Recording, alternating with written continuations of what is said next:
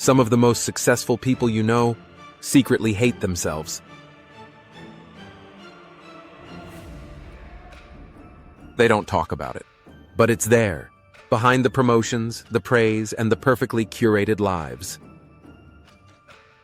And the higher they climb, the worse it often gets. We assume achievement equals confidence. But often, it's the opposite.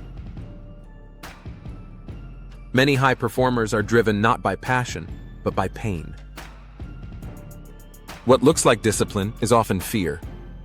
What looks like ambition is sometimes just a desperate attempt to feel worthy. It usually starts young.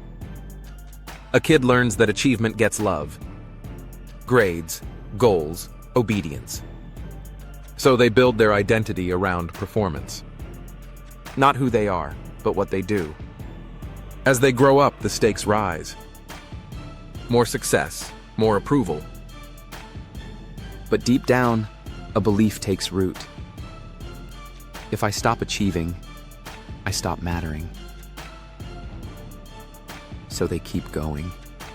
They crush targets, buy homes, build businesses, and it never feels like enough. Because the success was never about the success. It was about soothing something internal, something they never learned to face. Eventually, the question creeps in. Why don't I feel better? And they don't have an answer. So they just keep climbing. Stopping feels like death. Not because they'll go broke, but because achievement has become their entire identity. Without it, they don't know who they are. That's not success. That's slavery in a suit. They feel irritable when they're not productive. They can't sit still. They check emails at midnight. They obsess over improvement, optimization, metrics. They don't really rest. They schedule recovery. And even when they win, it doesn't register. Because the voice in their head already moved the goalpost. Nice job, but what's next? This internal war doesn't stay in their head. It affects their marriage, their kids, their health, their joy. They smile in photos, but they're always somewhere else. Somewhere future-facing. Because here and now has never felt like enough. Not all high performers hate themselves.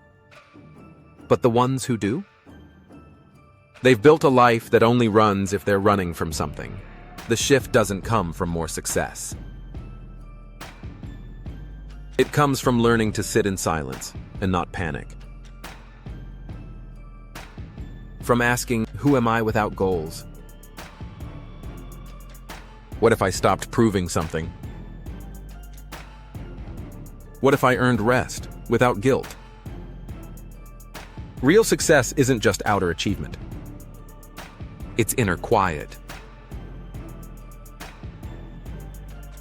And if that idea scares you, that might be where the work begins.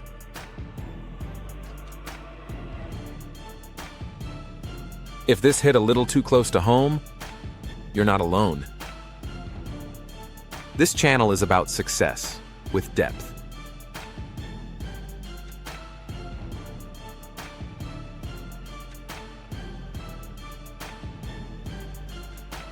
We call it money and meaning. Subscribe.